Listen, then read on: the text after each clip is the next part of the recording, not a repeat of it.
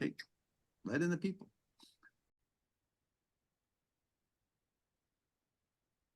Awesome, wonderful. Aloha mai kakou. I hope you're all doing well.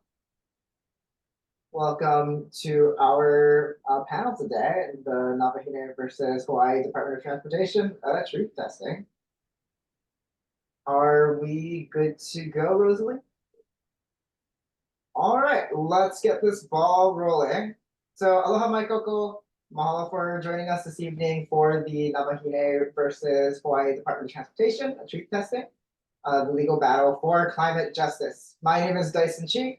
I am a youth advocate, born and raised on Oahu, and I most recently served as the club network director for the Hawaii Youth Climate Coalition. I am your host for this evening, and I am absolutely stoked to be here. So tonight's event is part of a series of ongoing education and awareness raising forums by the Hawaii Climate and Environment Coalition. So this coalition consists of 40 organizations that are dedicated and determined to leave a sustainable planet for future generations, such as myself. So we're seeking to inform, inspire, and engage others to take action on the climate crisis and to protect our environment. I would like to specifically thank, before we move forward, the organizations that sponsored tonight's event. That's 350 Hawaii, the Environmental Caucus of the Democratic Party of Hawaii, the Climate Future Forum, Greenpeace Hawaii, Hawaii Climate and Environmental Coalition, the Hawaii Youth Climate Coalition, Iolani Schools, Hawaii Climate Action Coalition, and the Sierra Club of Hawaii.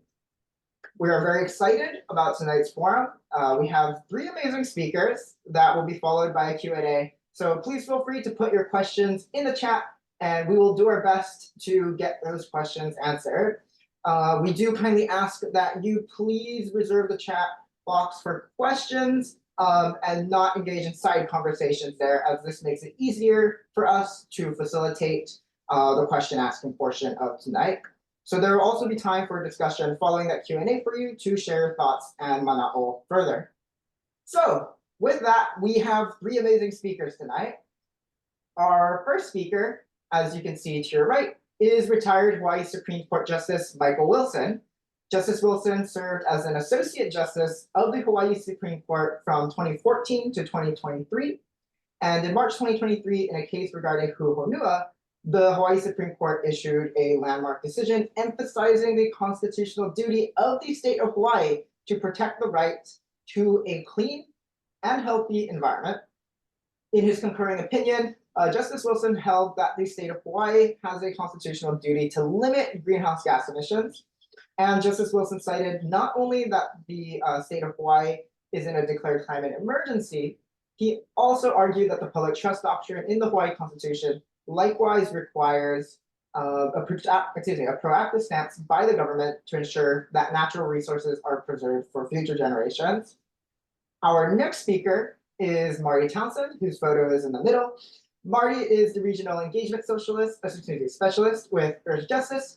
Earthjustice, along with Our Children's Trust, are the counsel for the youth plaintiffs in Navahine versus HDOT. Marti is the former director of the Sierra Club of Hawaii. She is a longtime environmental activist who was one of the first to sound the alarm and organized to shut down Red Hill, and currently chairs the Red Hill Community Representative Initiative, otherwise known as the CRI. Marti will be giving us some specific updates on the Navahine case and timeline as they get ready to head to trial in June. And saving the best for last, our third speaker is Pahonu, to your far left, one of the 14 plaintiffs in the Navahine F versus HDOT case, which is scheduled to go to trial June 24th, 2024 in the Environmental Court within Hawaii's First Circuit. So Pahonu was 16 when the case was first filed. He is now 18 years old and is a resident of Waimanalo, Oahu. Pahonu is named after the first fish pond built on Oahu, Pahonu Loko'ia, and has been working since 2018 to restore its defenses to protect it from rising sea levels. So Pahonu started Na Kukui o Waimanalo to inspire the youth of Waimanalo and expand their cultural identity and leadership abilities. The program focuses on connecting these youth to their culture Mahipana, sacred places, self-identity, and overall well-being.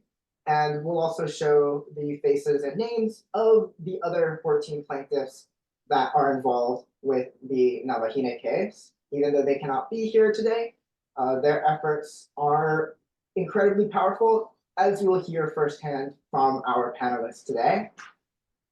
So, with that, we are very excited to hear from all three of our panelists today. We're going to kick things off with Justice Wilson, who we are extremely grateful for taking the time to join us tonight, despite being in a different time zone in a different country. So with that, Justice Wilson, take it away. Aloha, everybody. And as Dyson said, I'm presently in Glasgow, Scotland, and it's about 4 o'clock in the morning. But I was very privileged to be asked to speak, and I'm excited to do so. And the fact that it's 4 o'clock in the morning maybe helps make the point about what we're doing here today. I look at it as one of the most important gatherings that Hawaii has had in quite a long time outside of the courtroom. And of course, I have to thank Sherry and Dave, who I've admired from afar for a long time. I did have the privilege of sitting down with Bill McKibben and understanding the importance that he attaches to what's going on in Hawaii too. But Sherry and Dave, thank you so much. It's always fascinating and entertaining to be in the presence of Marti Townsend, who is really one of the great avatars of justice, including climate justice in Hawaii. And then I'll say that my remarks are shaped by Pahonu very much so, because of the chances that we're going to succeed because of the participation of Pahonu and the youth of Hawaii. Okay, so in the class that is taking place now that has generated a lot of what I'm about to speak about, we have a moment in the law school class called the Emergency Climate Law and Policy, where we're connected. We are quiet for 30 seconds to try to understand the gravity of what we're representing and the gravity of the challenge ahead of us. And these slides help to do that, but everybody can think about what in their life has brought them to this gathering today, as well as the class. And this is the most powerful outdoor experience that I have ever had. And I had it many, many times growing up because, like Pahonu, I'm from the windward side and spent a lot of time in the ocean. And these are the treasures of Hawaii that are at stake. I show these slides throughout the world. Now, Hawaii has become an epicenter of the climate emergency, and it's recognized so in all the jurisdictions around the world. I will be referring to the three branches of government: executive, judicial, and legislative. But in the judicial branches of government throughout the world, it's unequivocally recognized that the climate emergency is the most challenging and difficult issue facing the judges of the world. But in Hawaii, what the judges are doing, and the other branches of government, in many ways, if they're doing the right thing, is protecting these kind of treasures.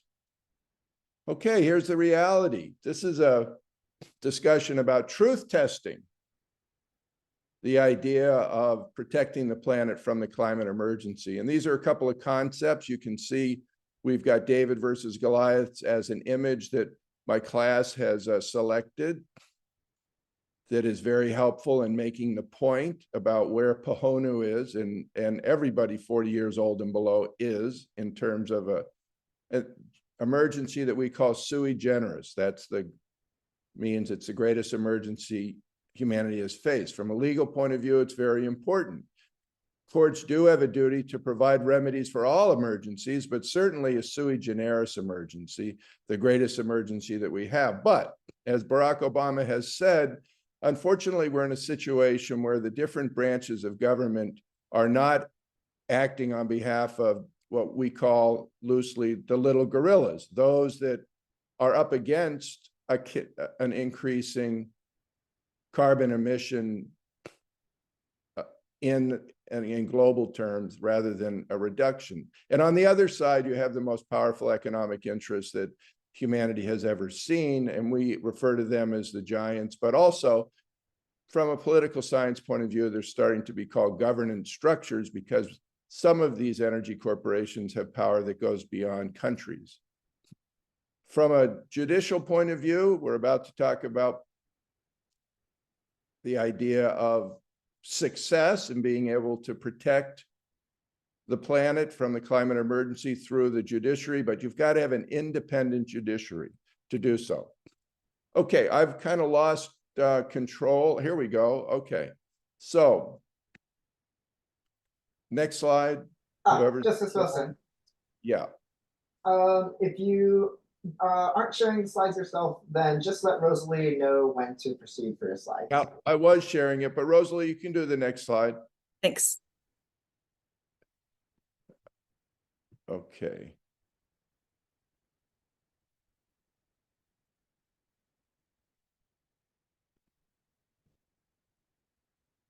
Okay. Is there a way to move the slide forward? Okay, 3 degrees is where we're headed. Next slide. All right, Hawaii has declared a climate emergency. That distinguishes us in a legislative sense. We're ahead of other states in the sense that we've recognized the climate emergency. But the language in this particular resolution is important because it talks about untold suffering that humanity is facing, particularly future generations. And it's necessary to engage in an immense increase of scale and endeavors to avoid untold suffering. Okay, next slide. Our Hawaii Supreme Court, from a judicial point of view, the judicial branch of government is the most advanced court in the United States with respect to climate rights and climate justice from the point of view of a court, because we have recognized the right to a life-sustaining climate, as has a trial judge in Montana in the Held case.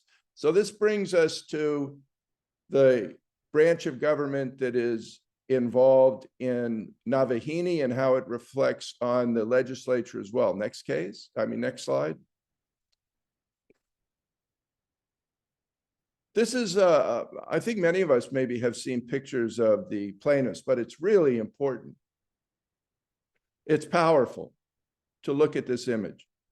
Because do you see Molotov throwing, bomb throwing, civil disobedient people? Do you see people that have just been let out of jail that are angry at their society?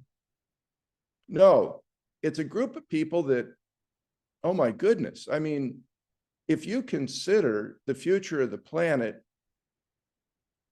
maybe we have a chance because we have some wonderful people. Many of them are young people.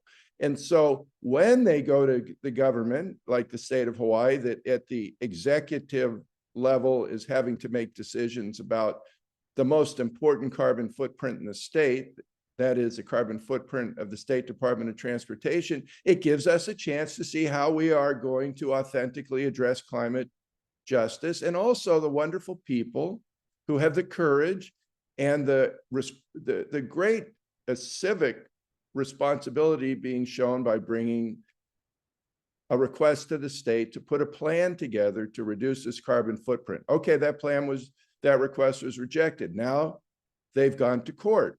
And now there's a chance to actually see whether this emergency policy of the legislature or the rights that have been outlined by the Supreme Court to a right to a life-sustaining climate are for real. Do they make a difference? Are they a tool that young people can use to save themselves from the sui generis emergency that's been described by, as you know, the head of the United Nations as an emergency that transcends the COVID pandemic. And nonetheless, when he looks at progress, he says we're on the road to climate hell. That's not very diplomatic language. It's unusual from the top diplomat in the world. We're on the way to climate hell with our foot on the accelerator. Next slide. Okay, they're asking not for money in this case. They're just asking for a plan to be able to protect their future. Next slide. And it's really important to understand that the judiciary has endorsed their effort and said that they can proceed. The state tried to dismiss the case. And what happened after the case, the state tried to dismiss the case? The judge characterized their argument. You can see in the last sentence, said their argument, the state's argument, the attorney general's argument, the governor's argument, the argument of those that were paying to run our state, the argument that was presented that was rejected by the court is an argument that would allow the state to turn a blind eye to imminent damage, leaving beneficiaries powerless to prevent damage before it occurs. Next slide.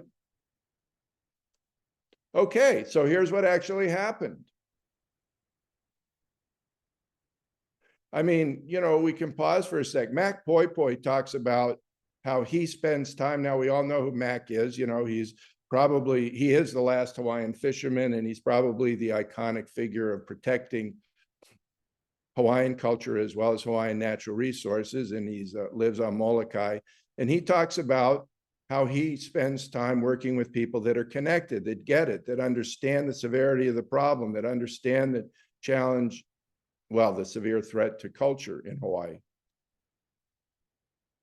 So is the governor connected? Is the State Department of Transportation connected? In other words, do they get it? In other words, are they going to help the very people that deserve it? You know, the youth in Navahine are brave. We know how brave they are now because they were attacked. Our tax dollars immediately went to pay attorneys on the mainland that are attack attorneys. I saw their tactics. They were completely in violation of judicial ethics, where they, in a very concentrated way, were hostile and inappropriate to the youth plaintiff, who broke down and cried and left the room. So now the gauntlet has been thrown. Now it's being truth tested. All of these policies that are supposed to be enlightened climate policies. And so I thank everybody on this call, and that's the reason why I so much wanted to be part of this, because you're the vanguard, you're the front line, you're the people who will protect the Navahine youth, and they deserve it. I mean, they're strong, and Pahoku, you inspired my entire class when you came and spoke. And I am grateful to you every time you're willing to speak publicly, because you are an instrument of light and power, and bless you. But you need to be protected. So now that the bear has been poked and the state is attacking the youth, there are many exciting things that can be done. Next slide. We're in the process of, and this is just a draft petition, we're in the process here in Hawaii, and this was generated through my class. And please, all of you, put down the date of April the 5th, which is the date of the meeting that we're going to have on this petition in room 252 at the law school. Everybody's invited, but it's a petition to have the president recognize the right to a life-sustaining climate. And next slide. So I'm going to conclude with the tiger. That's my favorite animal. Every chance I get, I like to look at this tiger, because I looked for wild tigers for a long time and found this one. You know, we have a challenge now that means we have to gather together. And if we're able to protect the tiger, it means we're protecting the earth. And these iconic animals matter. But there are other very important down-to-earth propositions that have to be accepted. The young people, the Navahines, are the little gorillas. They're the ones that are facing an imbalance in power, both in the state of Hawaii, where they're being attacked by their government, and throughout the world. The energy companies in 2022 made record profits, even though, for example, Exxon made $50 billion in profit. Globally, the energy companies got over $1 trillion in subsidies. So let's be realistic. But there are ways now, because of what's happening in Hawaii, to be organized. And I would encourage every single webinar like this, but more importantly, to be able to make a strong demonstration culturally. I mean, we can surround Washington Place. I've heard that discussed. where plenty of people hold hands and surround Washington Place by going through all of the streets that surround it with over 1,000 people with a message. The message is protect our youth, protect us from the carbon emissions of the Department of Transportation. The governor could do it in 60 seconds by just saying that this case needs to be settled by doing what the youth plaintiffs want, which we should support. There's nothing wrong with the governor supporting the youth. It's not like he is succumbing to the youth. It's not like the youth are telling him what to do. He's helping. And now's the time they do need help because they're being attacked in a way that's formidable. All right. Thank you again for the chance to address all of you, and I'm happy to answer any questions, but I look forward to us moving ahead and eventually being able to, with the world community, reduce carbon emissions, greenhouse gas emissions sufficiently to protect this incredible place that has become the jewel for the entire world. Look at that slide. I mean, this is Hawaii. This is not photoshopped. We're not a photoshopped culture. We're not a photoshopped natural resources. We're an authentic expression of God on earth, or natural beauty on earth, however you want to define it. But the Navahine youth are standing up for this incredible magic of Hawaii, and they're being attacked, and they deserve to have enormous protection, which they're starting to even get internationally. So aloha from Glasgow, Scotland. Woo! Let's give it up for Justice Wilson. You can use the little emoji function if that's available, or just clap with your hands. Even if we can't see it, we know you're doing it, and we appreciate all of your effort. What we are going to do right now is to move on to our questions for Pahonu. If you have questions, like I see someone's hand raised, please either hold on to them for the very end, or go ahead and drop them into the chat right now if you're worried about forgetting them. That way, if you drop it in the chat, we'll see it and we can circle back and get those questions answered at the very end. But for now, we are going to move on to Pahonu. So Pahonu, thanks again for taking the time to be here. I'm so grateful that you're here, especially since you're not in town as well. So I'm glad that you're spending time with us. With that, let's go ahead and jump into the questions. So I'm curious to know, I mean, this lawsuit is a big deal. So would you mind sharing a little bit about your story and what inspired you to join this case? Okay, mahalo nui, Dyson, and mahalo nui, Justice Wilson and Auntie Marty as well for being here and having me speak today. You know, I come here sharing the stories of my ancestors and of course of my fellow plaintiffs. And I think one of the main things that I always make sure to share with those, especially when it comes to educating people about the case, is that to my knowledge, all of my fellow plaintiffs, including myself, are actively engaging in our communities. We are actively engaging in restoration projects and projects that aim to address the climate change issue. And in my personal view, this is just another avenue to bring more awareness and education to the broader community, and now really the world, on the unique situation that is happening here in Hawaii.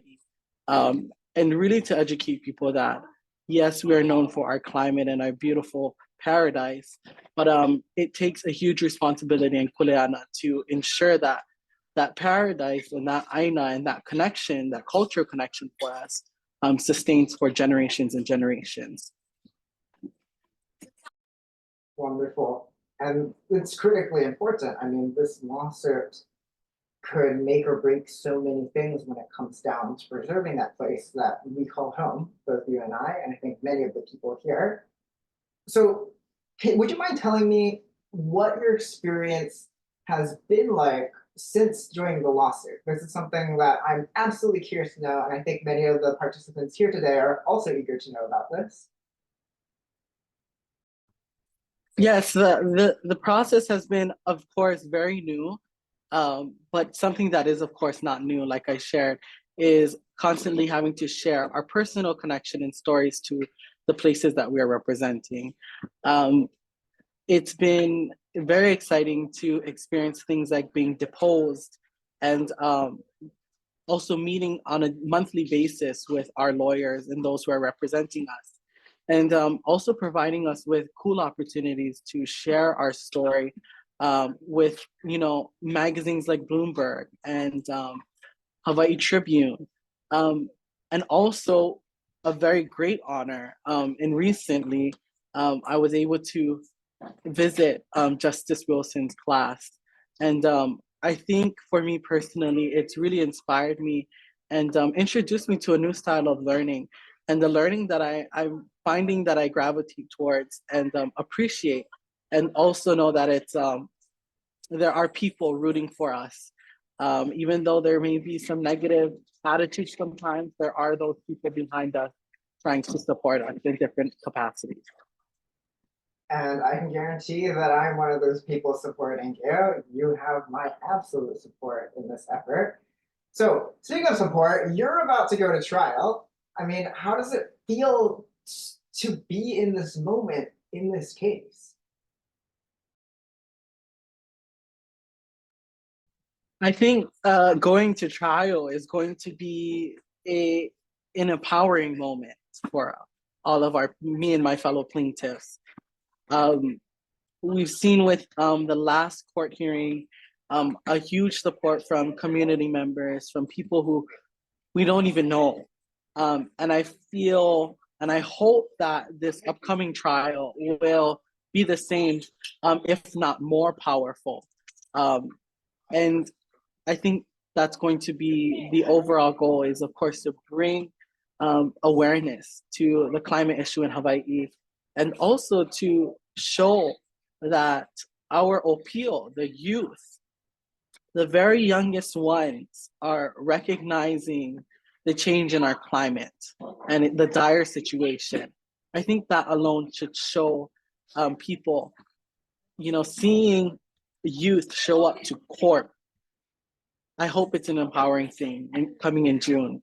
I know it will be an empowering thing, and I love that it's aligning with a lot of different events that are correspond with the Pacific here, and I hope that it also brings awareness to our brothers and sisters in the Pacific as well, having the 2024 FestPAC in June occurring, which is probably the largest gathering of Pacific Island nations so I'm very excited for it.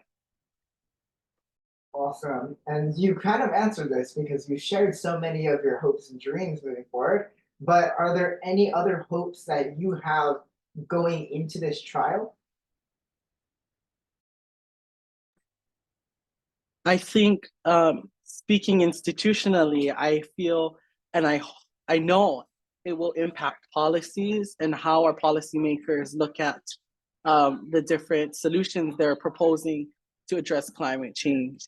I think in this whole process, it's bring a greater awareness to how we can shape policy and laws to protect not just the environment, but the opportunity for young people like me to voice our concerns regarding anything, not just our climate. So yes, affecting policy, and I hope to use this and take it to my constituents and my representatives at all levels, and show them that we mean serious business here. We are here to work and we are not going anywhere. That is a heck of an inspiring message. And on that note, this is, I think, maybe the last question before we move on. What would you say to people who think that they cannot make a difference in this case? What is like one or two things that you would tell them? I think I always encourage people, especially people my age, to get educated on the topic. The news is very important, of course, to today's time, but it's not the only way we can learn about topics.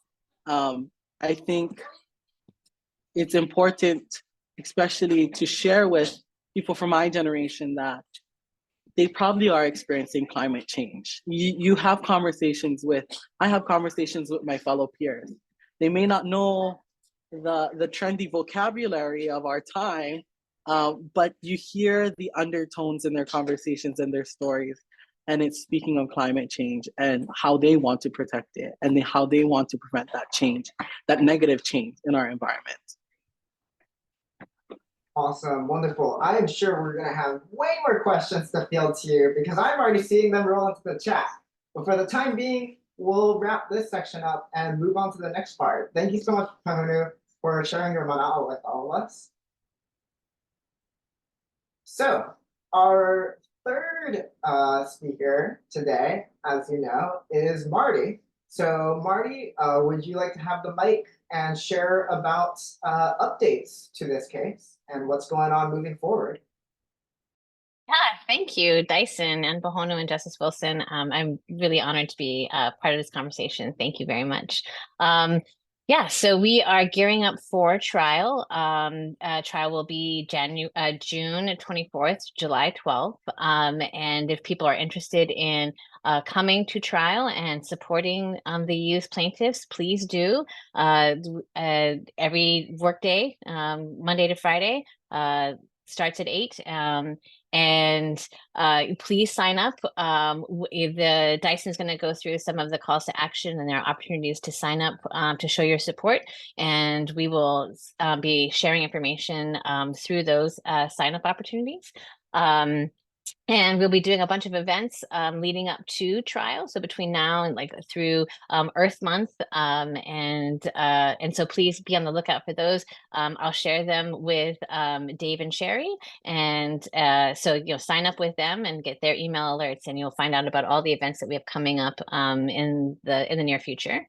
And I mean, one thing that we can kind of put on the radar is that we are anticipating that there will probably be a motion filed by the defendants, the Department of Transportation, to have the case, what's called a motion for summary judgment. So it's basically have the case decided before trial. And that type of motion requires oral arguments, and so there'll be a hearing in person. We don't know, the defendants may not file such a motion, but if they did, it would probably be in May. And so we like I said, keep an eye out, sign up for updates through Dave and Sherry, and we'll definitely keep people posted about if that motion is filed and if there is a hearing held. It'll be a great opportunity to come out and support the youth plaintiffs. And I don't know, in past hearings that we've had, it's been quite fun to to go to cheer the plaintiffs on as they're going in, sit through the hearing with them, and then to celebrate afterwards for their hard work, and then to work out all of the nervous jitters by walking up the street to sign wave and sing and chant before the Department of Transportation's highways office, which is a neighbor to the state court. So it's very, very conveniently located. No need to use a car. I saw in the chat that there was one question about what we can do regarding the additional $2.25 million that is currently being requested by the Department of Transportation to fund the global law firm that is representing them against us and the youth plaintiffs. And yeah, there's a lot you could do. Please call your elected officials. So they are considering the budget right now, and we know that there are many elected officials who do not support using our money in this way. And so we need to be calling the chairs of the money committees. So that's Senator Donovan Dela Cruz and Representative Kyle Yamashita. They are the lead lawmakers on the question of what is in the budget. We also have a lot of support from Senator Carl Rhodes, who is the chair of the Judiciary Committee in the Senate, and Senator Chris Lee, who is the chair of the Transportation Committee.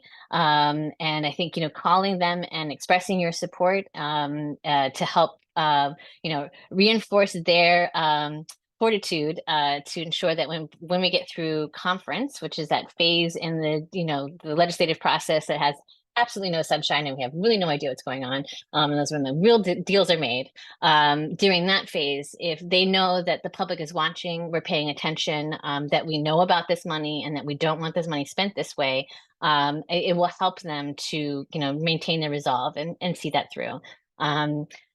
That said, just being straight up with everybody, it's highly likely that even if they didn't have that specific line item funded with state funds, that the Department of Transportation has enough money that they could probably fund those attorneys in another way. So even if we are successful, which I think we should definitely try to, ensure that our state tax dollars are not used to argue against our youth, that doesn't mean that there won't be that this particular law firm won't be used. I think the state has indicated their position. The Department of Transportation is pretty firm, and so we need to just put on our helmets and go in and do the best that we can. And we have a very, very strong case, and we are actually really looking forward to going to trial. And it will be great to see everybody there as well. Awesome. Thank you, Marty. That is very exciting to hear. I will go ahead and drop in those calls to action that Marty referenced in a second. But I noticed we also have a question regarding the other plaintiffs, which we were briefly able to show their faces and names, as well as ages. But I think we'll go ahead and do another round of it. And I'll say each of their names and ages out loud, so that way you all have a chance to kind of recognize them for the work and effort that they have been putting into this, because as Pahonu can vouch for, this is quite a lot of work and it's been quite taxing. Justice Wilson mentioned that the attorneys for the defense side have been engaging in pretty egregious behavior that is really has no place in our community. So if we can pull up the slides, Rosalie, I'll just go ahead and list them off. So we have Navahine, who is the namesake for the case. She's 16 years old. We have Kala, who is 19. Pahonu, who you are all meeting in real time today, 18 years old. We have Kaliko, who is 13. We have Kavena, who is 11. I believe Kavena is the youngest. I could be wrong. We have Irikea at 13. We have Charlotte at 14, Kanoa, who is 19, Messina, who is 16. Seed, who is 19, Kaonohi, who is 17, and Talia, who is 16. And so last but certainly not least, we have Riley, who is 16. So put together, these are the 14 youth plaintiffs who are driving the Department of Transportation to do what they should be doing in taking on the climate crisis. So with that, we're going to go ahead and jump in to answer your questions. In the chat, I am dropping the action items that we encourage you to do. So please go ahead and copy paste this if you need to. The first thing that we have is our wall of support. If you just click on the link, you'll have an opportunity to sign that. And every person, every voice makes a difference. So please, even right now, this is the one time I will not be upset if you click on a link and go do something else during this panel.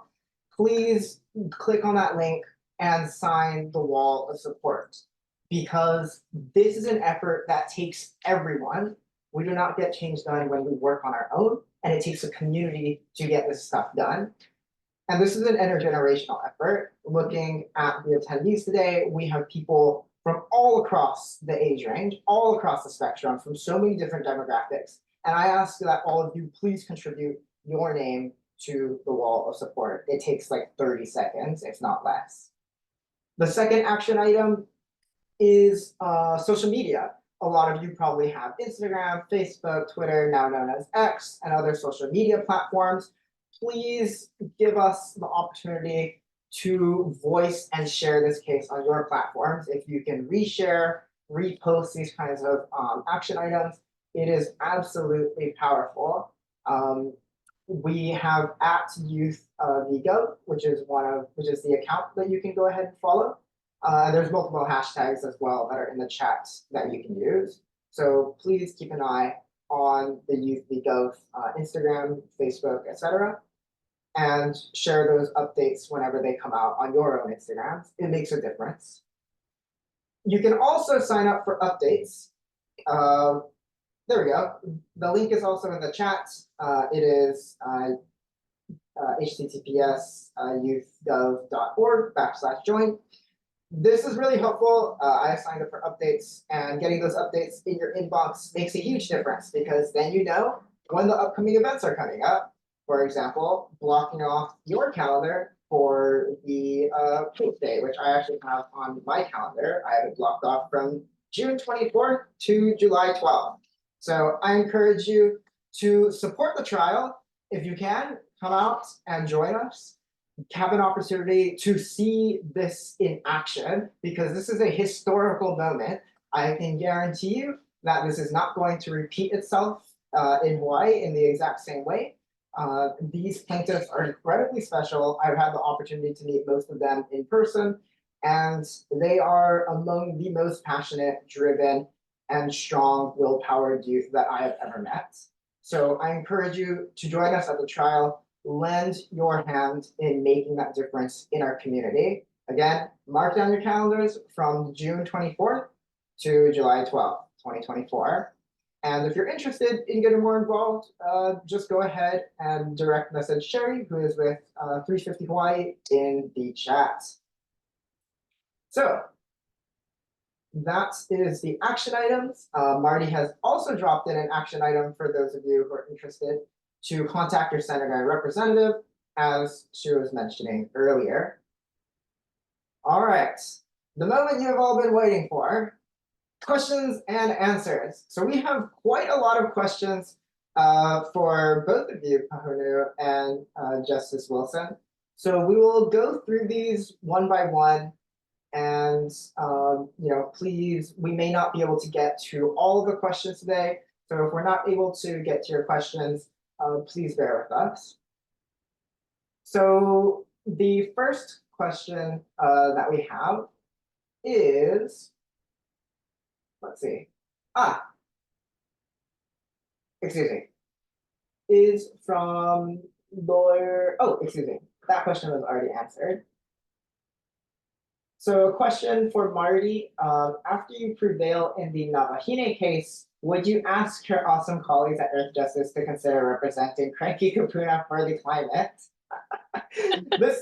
I will let you take this, Marty. I am not a Kapuna yet. Yes, will happily consider the cause of the Cranky Kupuna. I think this is it's true that young people are disproportionately harmed by the effects of climate change and our failure to take decisive and bold action to address climate change. But it's also true that all of us are affected, and my heart really goes out to all of the young people who are taking up this cause on behalf of all of us, from the young plaintiffs to people like Dyson and all the kids carrying banners and bullhorns. Like, you gotta not let up. Thank you. Wonderful. Thank you, Marty. Let's see. The next question is for you, Pahonu. Is Pahonu pronounced with a kahako over the A? And have you seen results from the Lima Hui's work at Pahonu and the Waimanalo area? Yes, you can pronounce Pahonu with a kahako over the A. I write it as my parents wrote it on my birth certificate without a kahako. I am fluent in Olala Hawaii and have been in Kaiapuni programs since I was second grade. So it's also one of those situations where, some kupuna say it some way, and another group of kupuna may say it another way. So I say it's up to the person, but I do not put the kahako. As for the second part of the question, regarding my work with the Waimanalo Limuhui, the Waimanalo Limuhui has been has had a very pivotal role in the way I move throughout this lawsuit, because it is a medium that provides me with a hands-on experience with climate change. And like I had mentioned, it is one of the projects that I'm actively engaged in, trying to address the climate issue here in Hawaii. So yes, we've definitely seen a great impact, a positive impact in the Waimanalo community when it comes to our restoration project. And it's been a big point of mine in sharing that we have a wind in Waimanalo that is named after a once prominent species of seaweed of limu. And it was said that the wind could carry the smell of this prominent limu, limu lipu'upu'u. And I can testify and say that it's no longer true, that the name of that wind, it does not mean the same thing in our time. And I've always said that Hawaiian language, the language of this land, shall serve as the database of the ever so changing climate, right, in Hawaii. So yes, mahalo for that question. Thank you, Pahonu. That is a sobering reminder, but also one that is filled, I think, with empowerment and goals for the future. I'm going to jump across questions. Dawn, don't worry, I will get to your question. But very quickly, a question for Justice Wilson. If you could send a message to a young person 30 years in the future, what would you like to tell them? Dyson, I know that you've probably given a lot of thought to this, the duty of present generations to future generations. And Chip Fletcher speaks about this too. You know, what we're headed for right now is a kind of collapse of the world community that could lead to what Chip calls lifeboat societies. You know, once the earth heats up to, say, 3 degrees or so, the kind of interruption of food security and personal security will mean very likely a reduction in population that's very profound. So 30 years from now, we won't quite be at that depopulation period. We will be close to it, very likely, since within 30 years, it's likely that we're going to end up maybe well over 2 degrees. So at that point, I would say this is the time to gather together those who are like-minded, protect the resources that you have left in every way you can, and do it with a kind of philosophy. You know, we're developing the philosophy now. For example, the right to a life-sustaining climate. That's a philosophy that's embedded in the law. Do future generations have that right? Do cultural practitioners have that right? And I'll end by likening it to the other great civil rights struggles. You know, the Supreme Court initially said that slavery was constitutional. I'll repeat that. The United States Supreme Court originally said that slavery was constitutional. And that, as tragic as it was, referred to a small affected population in the sense that it was an ethnic group. Then there was an issue with respect to women, whether women should be treated equally. Again, the Supreme Court took the position that, you know, it was legitimate to discriminate against women. And eventually that philosophy obviously changed in the United States.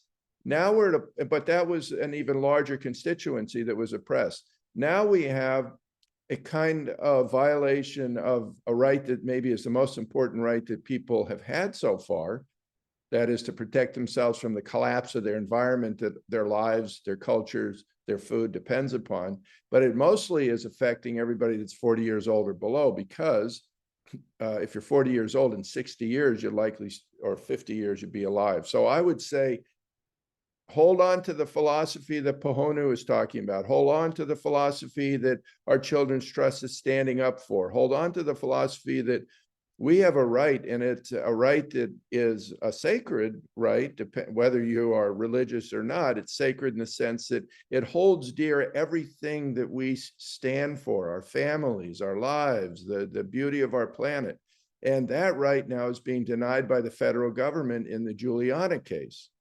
I know that we're all organized around that case as well, but the right in a way is being denied to Pahonu. So I would say 30 years from now, don't give up on those rights. And if, for whatever political system you have, make it central. What's central to our political system? The economy, protecting profit. The economy, protecting profit. That's what distinguishes our political and legal system right now. We could change. So in 30 years, maybe the paramount philosophy, or the paramount legal principle should be protecting the right to a life-sustaining climate. So there's a long answer. Sorry for taking up so much time with that one, Dyson. Not at all. Thank you for sharing your wisdom, Justice Wilson. All right, we'll get to Dom's question. Marty, I think this one is for you. Have there been any other amicus briefs filed from Red State Attorneys General? I'm assuming that's the State Attorneys General. No, we haven't gotten to that phase yet. So typically amicus briefs are filed at the appeal stage. And we can anticipate that the Department of Transportation will appeal the decision if, you know, on the idea that if they lose, they will continue to fight this up to the Supreme Court. So, and that will be the opportunity to submit amicus briefs. Amicus briefs are legal arguments that are submitted to the court from non-parties who have an opinion or may be affected by the decision that is being made or being considered by the court. And so it's a way for the, you know, basically the public to, you know, have their voice heard by the judge as well. Cool. And I saw another question about why target the Department of Transportation, and the answer is relatively simple. The Department of Transportation has done nothing to reduce emissions from all forms of transportation, and that is the mandate that the legislature gave to all agencies. You know, you can see other agencies that have taken proactive steps to achieve and, you know, to strive to achieve the 2045 goal to have Hawaii's economy be a net carbon negative, meaning we absorb more carbon than we emit. And that is what we need all economies, every jurisdiction to do in order to counteract climate change. And for the Department of Transportation, it is 40% of Hawaii's carbon emissions, and it is projected to increase. And the way, you know, if the Department of Transportation continues to operate as they have, then we emissions from our transportation activities will continue to significantly increase. And we can't have that. So, and a classic example, like the one that just really gets to me every time, is that, you know, just a few years ago, the Department of Transportation cut the ribbon on 2 new rental car facilities at the airports for, you know, for tourists and for local people to rent cars from. And there is zero alternative fuel or, you know, charging stations, anything. There's no support for zero emissions transportation in these 2 buildings that the Department of Transportation installed that are supposed to last us 20, 30, 40 years.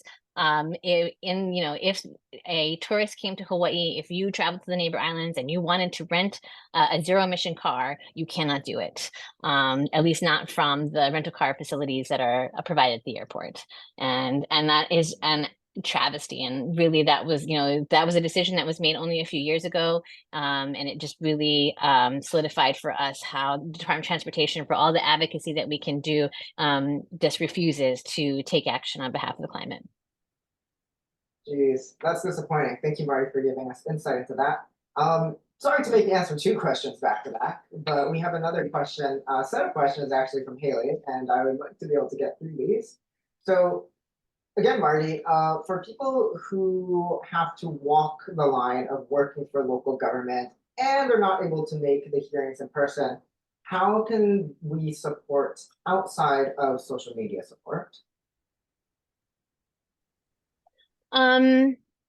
Okay, well, so honestly, like living in Hawaii, we all know that coconut wireless is the way for information to get transmitted. So please talk to your family and friends. Tell them that the Department of Transportation is failing at its job, and that these, I have heard, at baby luau's and birthday parties, people complaining about how like who do these kids think they are trying to tell the government what to do, and they just want money and they're just complainers and those kinds of things.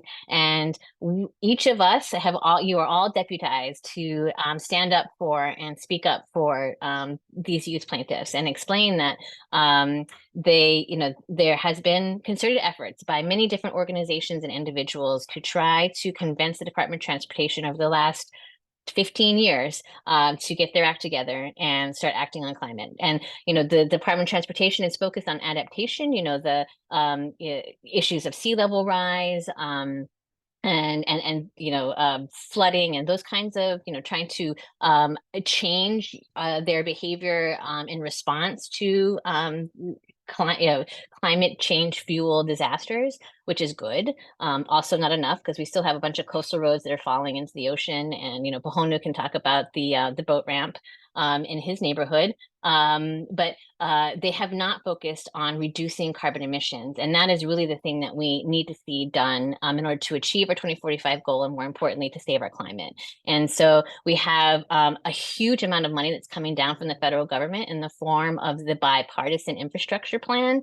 And this is money to spend on everything from all kinds of infrastructure, from safe drinking water to high-speed internet, and it includes a lot of roads, bridges, airports, train stations, all the things that we use to get around, all of our infrastructure. And we have a huge risk of that money being spent by a Department of Transportation here in Hawaii that is not committed to combating climate change. And if that happens, they are sealing our fate, and that is that's not acceptable by us. And so we are taking this action to be able to interrupt the Department of Transportation's poor decision making and ensure that that money is spent in a way that actually contributes to us all having a choice to reduce our climate emissions from transportation. So that's like, all the infrastructure around zero emission vehicles, right? Charging stations, alternative fuel stations. It's, doing the kinds of like big things that government can do to support alternative fuel sources for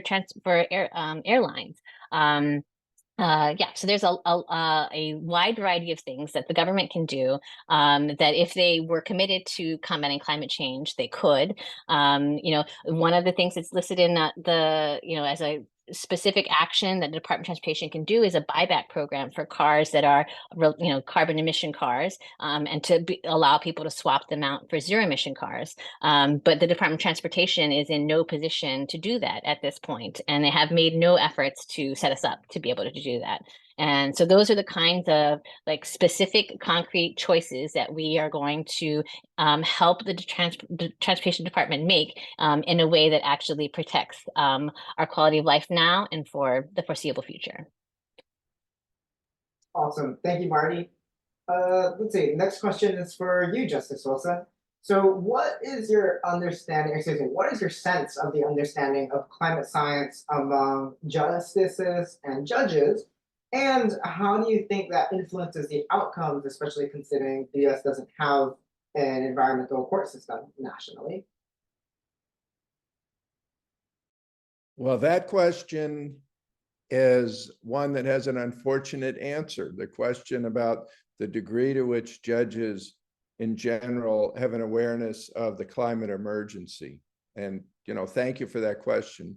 Usually, I would say judges aren't comfortable with the issue. They don't, and they don't have the kind of scientific or technical background that empowers them to make decisions in the climate sphere.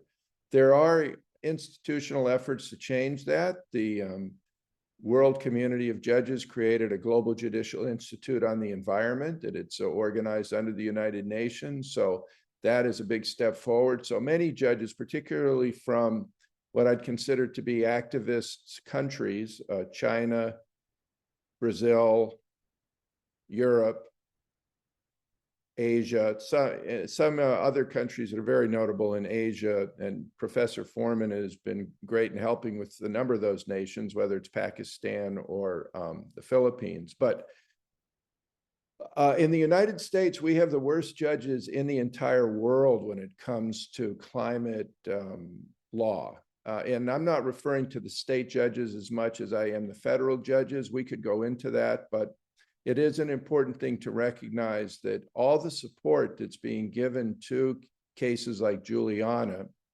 which is the federal case I think we're all familiar with, is really important to protect the whole planet. Because right now the federal government is taking the position that citizens do not have a right to a life-sustaining climate. They're taking that position at the executive level through the lawsuit. And I have to mention, for anybody that wants to have hope, and everybody should have hope, and there are some judges that have courage. I should mention two judges. One is Ann Aiken, who wrote the first Juliana decision that, and this is a case in which our Children's Trust was, of course, representing youth plaintiffs. Judge Aiken said that under the federal constitution, there is a constitutional right to a life-sustaining climate. This is consistent with many other countries. But the federal courts are so, I guess I would say, resistant to the idea of opening up their courts to lawsuits that deal with climate, that her case was reversed. But when it was reversed, I get to the second judge, who'll be the last judge I mentioned. Although maybe, I don't know, Marty, I should mention Judge Healy, who made the decision in Montana that was a victorious case on the part of our Children's Trust. She is a very brave judge from Montana that said that the youth do have a right to a life-sustaining climate under the Montana Constitution. We'll wait to see when that case is on appeal. As it is, we'll wait to see what their Supreme Court says. But the other judge I was referring to, and if you want to read a beautiful judicial decision that talks about, I mean, in the federal courts, there are lots of state court decisions you could read, but to have hope, you can look at the dissent of Judge Josephine Staten, who came and spoke at the University of Hawaii Law School not too long ago. And she basically agreed with Judge Aiken. She was making a decision at a higher court, the appellate court. She agreed with Judge Aiken that there is a right to a life-sustaining climate, because there has to be, because it's a survival right. All the other rights depend upon it, and the rights of future generations do. She wrote a beautiful decision that's been promoted throughout the United States. So you might want to take a look at that. Unfortunately, she was in the minority, and the majority of that court reversed Judge Aiken and found that there's no right to a life-sustaining climate. So yes, judges in general throughout the world, this is a new issue for them. They generally come from a background where they're oriented towards business. So they're hesitant about the idea of in any way intervening. And of course, intervening to protect the community by reducing greenhouse gas emissions is a very, very sensible economic decision, right? Because the economy is going to be collapsing once we get over 2 degrees, and certainly by the time we get to 3 degrees. So all the reason for judges to feel empowered to act on behalf of, they're acting on behalf of business, they're acting on behalf of profit, they're acting on behalf of the economy. They don't have to feel they're acting on behalf of future generations.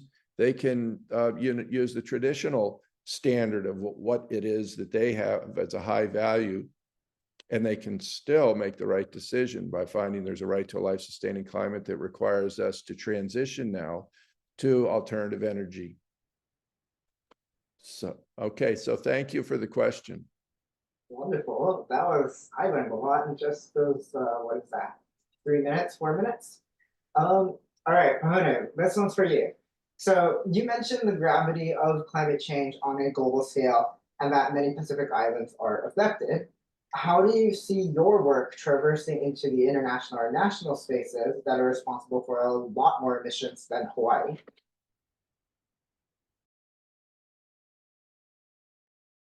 I think this is a really great question. I don't think I feel like we're somewhat globally, we're still in this kind of denial phase. I think a great example is how we have Justin Wilson here, and he supports our cause here, and it made other justices across the globe may not agree with him, but I like to share something that someone had shared with me today, John Laimana, that learning is when behavior changes. We need to start changing our behaviors in order to show and display that we are learning and we are listening to the concerns of people around the world. I would also like to say that, like I had mentioned, I was blessed and honored with the opportunity to visit Justice Wilson's class. And the amount of vibrance that was in that class and diversity, people representing from all over the world, Switzerland. And what really captured me is I could identify 4 of his students, future justices, who were from the Pacific.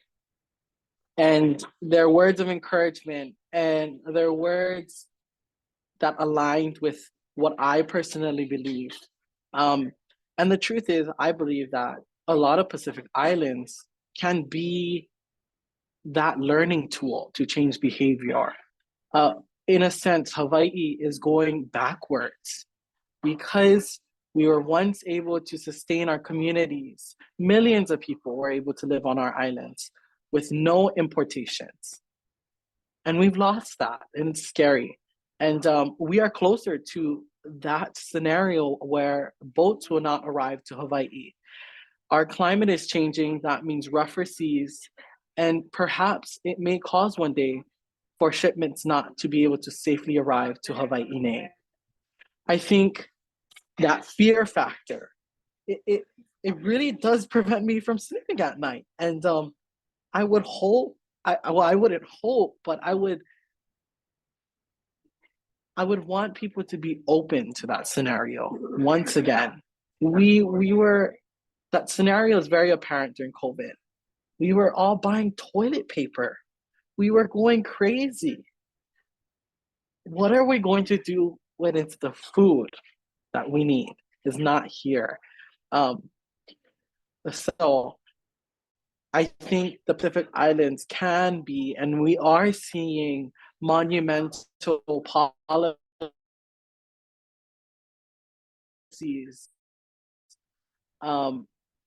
in Palau before economy. And I think that's something that we can all learn from, and we should learn from our brothers and cousins in the Pacific.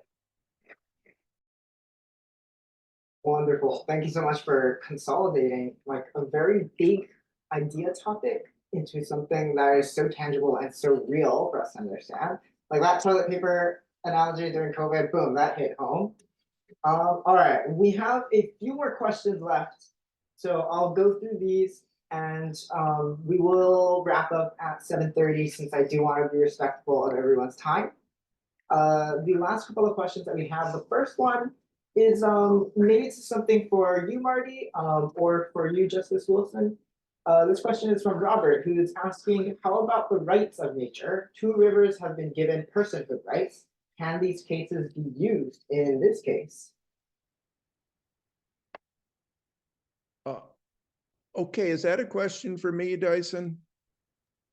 Let's see. Marty, would you I like can to take it. that? I can take it if you want. Yeah. Yeah. So, we're blessed in Hawaii because we, well, I don't know. How to say this. So, because Hawaii was a kingdom and a kingdom that actually respected our natural resources as kin, and because the state of Hawaii through Chief Justice Richardson pulled forward from kingdom times a lot of the laws and like legal theories that the kingdom relied on and applied them to the state, we have a very robust public trust doctrine. And so in some ways, in most ways, in all the ways I can think of right now, our public trust doctrine is proving to be a far better protection for natural and cultural resources than the personhood movement that is happening in other jurisdictions. And just to clarify a little bit, like, it is important, I think, for every jurisdiction to do all that they can to protect their cultural and natural resources, because that, like Pahonu described, like that's going to be, the backbone that we rely on when the capitalist system falls apart, which it is already. And so for those jurisdictions that don't have a robust public trust doctrine, personhood for natural resources like rivers is a good idea. But at least for us, and like we have a long, rich universe of case law and opinions and statutes that are implementing our public trust doctrine. And if we instituted a personhood approach, it would be like changing gears. It's like switching between, I don't know, maybe like Celsius and Fahrenheit. Like there is so much translation that would be done. We would be losing ground, in my opinion. So I support the idea of us all just leaning in behind the public trust doctrine, which is rooted in Hawaiian Kingdom law, and which really should be the law of the land, and help us to make protective decisions that way. Awesome. Thanks for explaining that so eloquently, Marty. There's another question that might be one for you as well. This question is from Kikai, who is wondering, how is this case interrelated with similar youth initiatives in other states? How soon is one of these cases likely to reach the United States Supreme Court? Good question. They're all interrelated. All of us are racing to try to be the first ones to be able to, stake the flag in the ground and say we have a right to a stable climate. I mean, so the Montana case, the health case, is the farthest along. It is the first to go to trial, and they got a great decision. And as far as I know, I haven't Googled recently, but as far as I know, no appeal has been filed by the state. So I don't think that one will be going to the U.S. Supreme Court. And there are several other cases, the Juliana case, which is a federal case, which, has been all these twists and turns. The Department of Justice has really bent over backwards in defense of oil companies to use the whole apparatus of the U.S. legal system against the Juliana youth. So that's the case I think people should watch if they're interested in seeing things go to the U.S. Supreme Court. I think it will still be a while. I have faith that our Children's Trust team will be able to traverse the choppy waters that the Department of Transportation has created in that case to be able to get all the way to a trial court decision and appeals, and then to the Supreme Court if necessary. It's hard to say when it's going to happen. These court cases, somewhat by design, take years. So it requires a long attention span. Speaking of attention spans, another question that we have from Laura is, are PBS Hawaii, Civil Beat, and the Star Advertiser committed to educating our community about this case? That is a good question. I feel like there are definitely reporters who are interested in this case. The Star Advertiser's Tim Hurley has been following the case whenever there is some sort of development. Civil Beat, has a transportation beat in particular, and I think that reporter Marcel is interested in following this case as well. I don't know to the extent to which they are committed to educating the public about climate change and about the Department of Transportation and about this litigation. It's more like they're probably going to just report on, whatever, like a new thing happened, new motion filed, new opinion issued, that kind of a thing. So, but I think, hearing from people like you to say like, we need more, robust, general public education about this issue, I think would be really useful. Wonderful. Okay, good to know that. And then I think this is the last question that we have from the participants, from Don, given the recent awareness that we are entering temperatures which will trigger tipping points, irreversible changes, e.g. melting permafrost, loss of WAIS, ice, etc., that will mean that later reductions in GHGs will not prevent a slide to hothouser. How can we use that in the lawsuit to emphasize the exigency, the necessity, I'm assuming, of the need for action? Go for it, Justice Wilson.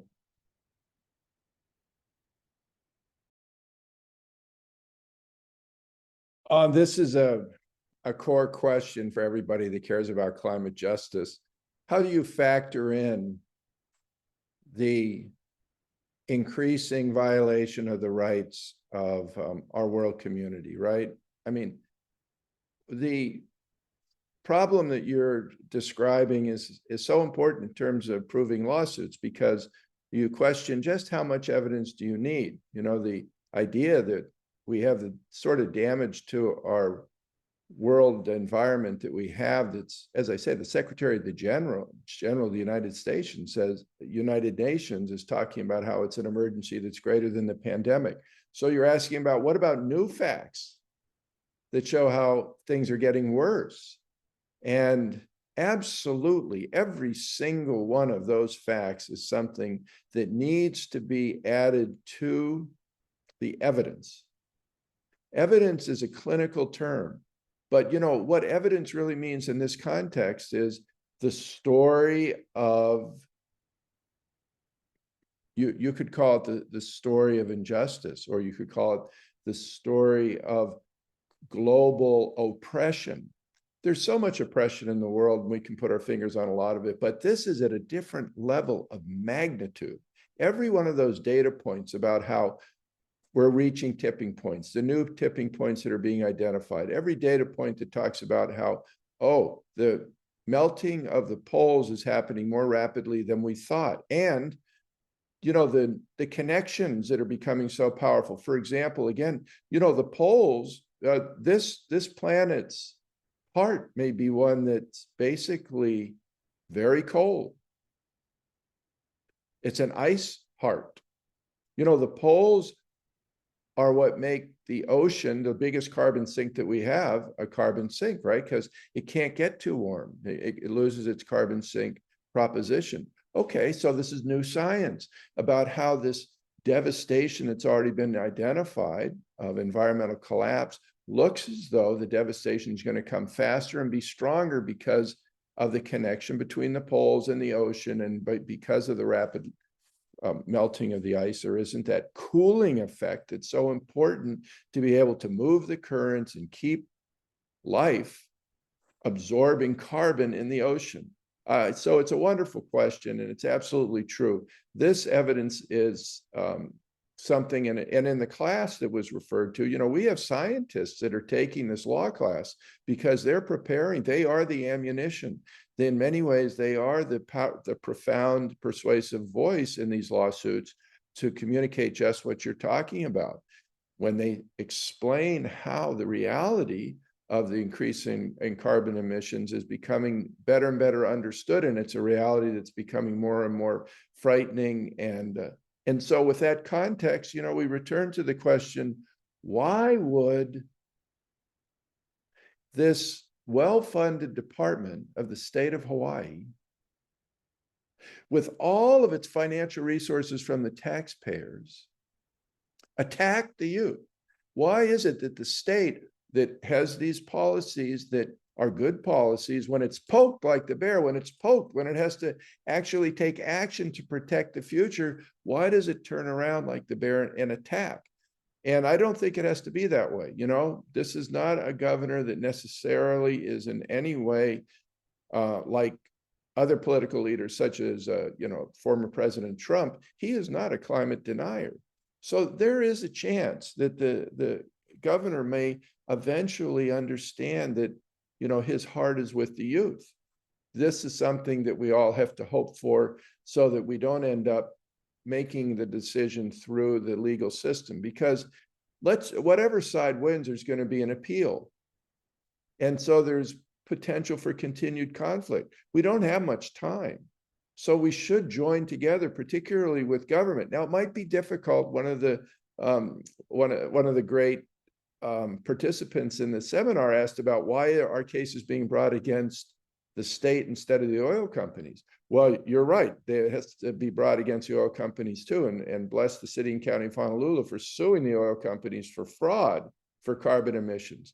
But that helps make the point about how government can work to help Pahonu and to help the other plaintiffs. That's what we should be doing, right? Using our resources not to attack them, but instead to help them. And Marty did a great job of explaining, look, this is not something that is going to intrude on the economy of the state. I mean, we just want to have a plan that's going to decarbonize the biggest carbon footprint, which is the Department of Transportation. So thank you for answering the question, because every one of those new data points is something that adds the chance that people will wake up. As Mac Poi says, you'll become connected. Of course, you'll understand we're in a completely different political phase than we should be. We should be in the political phase that, for example, New Zealand is in, or that you could say that Northern Europe is in. We should be in a political phase where we're helping young people and we're trying to put together plans to decarbonize. So those data points are important in moving us in the right direction politically and legally. Yeah, and just to build on what Justice Wilson just said, if everyone, if anyone is interested in standing up with these plaintiffs, you can call the governor and ask him to settle the case. I think the governor's office, if they heard from a lot of people in the public saying, you know, how disappointed they are in the Department of Transportation's choice to litigate this case, especially in this fashion, I think we might be able to convince the governor to change his mind. Thank you, Marty. I'm sending an email to the governor's office after this. All right. So with that, this is the last thing. We are 5 minutes away from the end of the event. So Pahonu, Marty, Justice Wilson, I'm just going to ask each of you to take 30 seconds to a minute to share your final thoughts and takeaways that you want everyone to hear. So Pahonu, take it away. Well, I'd like to again thank you, everyone. I am very honored to be here sharing the stories of my fellow plaintiffs and myself. And I'd like to end with saying and acknowledging that we have gotten here over time. It wasn't an overnight thing. And it's not going to be an overnight situation when it comes to the solution and the healing process. We have opened a large wound, and me and my fellow plaintiffs understand that. It takes a lot of heart and passion to really have to look back on the amount of trauma our environment in Hawaii has suffered and is suffering. So we understand the kuleana and the responsibility to this. And e olelo ho ana wau mahalo no hoi ako ko pakahia pau no ke kono ana ia'u I ka ha'awia na I ko umana'o e paio mau no mako. Mahalo. Thank you, Pahonu. Justice Wilson? Well, it's hard to follow Pahonu, but I do want to follow up on what he said about the wound. This is not an academic exercise, and the chances of success are shown by this webinar, you know, this group of people. I mean, we have a wonderful group of people in the state who can succeed, and we may well be able to change the political culture so that this is a priority. So I would, my message is, let's celebrate the fact that we're all together and we live in a place that's still magnificent, but do it with due understanding of Pahonu's statement. It's not just his wound, It's the wound of so many young people, and we are in the vanguard of the group that needs to step forward to protect them and close that wound. And the legal system may be able to do it, but even more to the point, I think, is the idea of organizing as a group politically and culturally to do that. And with a real, you know, it's good to reflect upon what our strengths are. And we're so fortunate to have Earthjustice. I wish everybody could meet all the attorneys and as well as the plaintiffs, but you know, it's a wonderful group of lawyers that have courage, that are standing up against the odds. So I want to thank you, Marty, and please thank the rest of your office for, you know, doing such heroic work against the odds. But let's all keep working together, because I think we can be successful even against the odds. Oh yeah, I mean, Earthjustice, we specialize in cases against the odds, so we've been doing pretty good. And I would just want to close with, you know, there was a question earlier about what I can do if I am, you know, a state employee and I am, you know, maybe not in a position to show up at the trial, and I, you know, I'm not on social media. I would say, you know, invite us to come speak to your groups, but you know, whatever groups you happen to associate with, your, you know, your kids' classroom, you know, your hula halau, your knitting circle, you know, the people you go jogging with in the afternoons, like whomever it is that is in your circle of your network. I am happy to come and talk story with them. Doesn't matter how small or how big the group is, and to just talk about this case and talk about why it is so wrong that Department of Transportation is driving us off the climate cliff at this point, and we have to take the wheel and avert disaster. And all together we can do it. And I'm happy to help with whatever kind of conversation people would like to have. And you can, I'll put my contact information in the chat so that people can look me up. Thank you very much. Awesome. Thank you so much, everyone. Everyone, let's please give another round of applause to our three wonderful speakers today, Pahonu, Justice Wilson, and Marty. We are incredibly grateful for all of you. A reminder, I'm dropping it in the chat now. Have an opportunity to copy and paste this. These are the action items that you can take on top of some other things. Please make sure to copy paste that. Make sure to sign that wall of support, use your social media, sign up for updates, and show up to the trial. So with that, we are at 7:30, so we're going to call it a day. Mahalo, everyone, for taking the time to come out with here. Mahalo, Pahonu, Justice Wilson, and Marty for sharing your mana'o with us. And we hope to see you soon at the trial, if not sooner. Good night, everyone. Mahalo nui kako. Aloha ana ke mahina, pomali e ya oai. Aloha.